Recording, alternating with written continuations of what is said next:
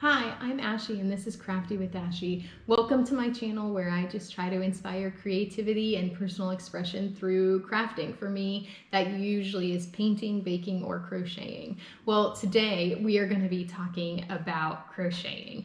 So, this video is about the 5 insider tips for making crochet less expensive. Now, if you're interested in how much crocheting costs, as a hobby, check out my other video, Is Crocheting Expensive, here, and I break down some of the costs for different projects and you can look at that. But today we're going to be talking about what are the tips to make it less expensive.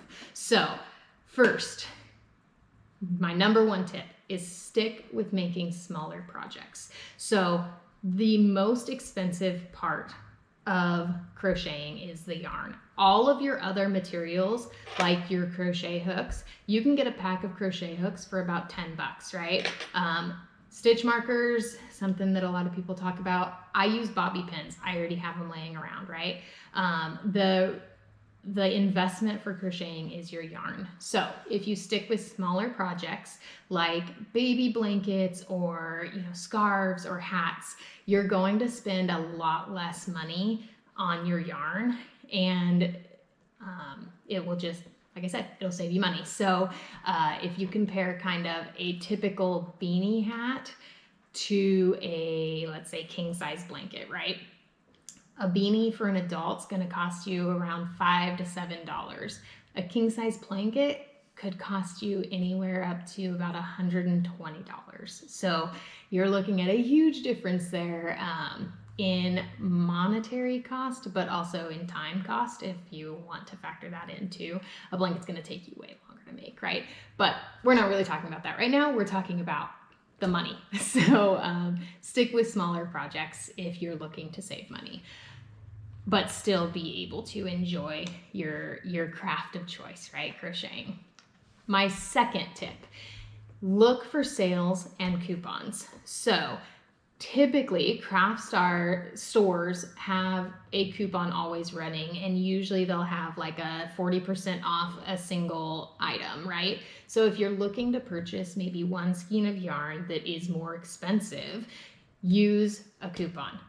Always, always, always use your coupons. So, you could be buying a, I know Michaels has the Lions brand Pound of Love is what it's called, yarn. And so it's a really large, it's a pound skein. Usually they're about 10 bucks. So if you use that 40 or 50% off coupon, it's going to save you a lot of money. You're going to get it for $5 or $6 instead of that $10. So always use your coupons. But if you're looking to buy multiple skeins, say you're going out to buy skeins for a whole blanket and you need maybe 6 skeins, right?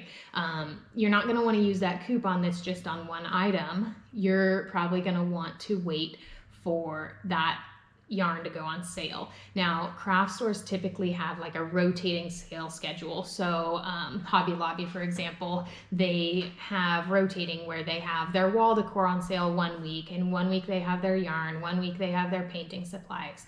And it's a pretty consistent rotation. And if you ask your sales people at the store, they'll probably be able to tell you when the yarn is going to go on sale again, and you can just wait a week and go back and buy the yarn then. So I definitely recommend doing that. Now, my third tip, this one is so big and I didn't learn it until I was in my 30s, which makes me really sad. Look at thrift stores for yarn. So a lot of people end up donating yarn to thrift stores, and this might be because they just are cleaning out their house and they had done something with yarn one time and they bought a bunch and now they're donating it, right? They're kind of just cleaning out. And they're never going to use it, so they donate it. Or maybe a loved one passed away and they had a big yarn stash and they're just donating it to a thrift store, right? So you can find, brand new skeins of yarn that are interesting or, just basic too, but you can find yarn way cheaper at a thrift store. So I found it was a weight 6, so real bulky yarn, which is usually quite expensive, and I found it for about a quarter of the price per skein in a thrift store, and there were so many skeins of the same yarn, so I ended up buying them all. But definitely check out thrift stores for yarn, and that was something that I didn't know, and I wasn't going to look for that. I was looking for furniture for my kids' room, and I ran across some yarn, and so I was really excited about that. And so I think that's a great tip that I wish I had known sooner. My fourth tip: always, always, always check your own stash. If you are a crocheter, there are two different hobbies. There's the crocheting and there's the purchasing yarn. Purchasing yarn is its own separate hobby, I'm convinced. And so a lot of us have just skeins, brand new skeins of yarn that we haven't touched, that we bought because we liked it, right? So if you are picking up a pattern and you're like, oh, I need more yarn, well, check your stash first and make sure you don't have something that you could use for it already. Also, if you're like me, you have all sorts of partial skeins of yarn, right? You did a project and it didn't take the whole skein.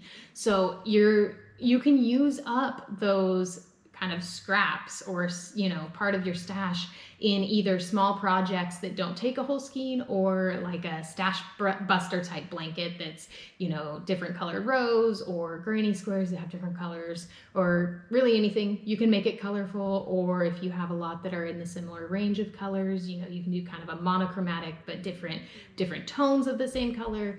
Anyway, options are endless. Use your stash.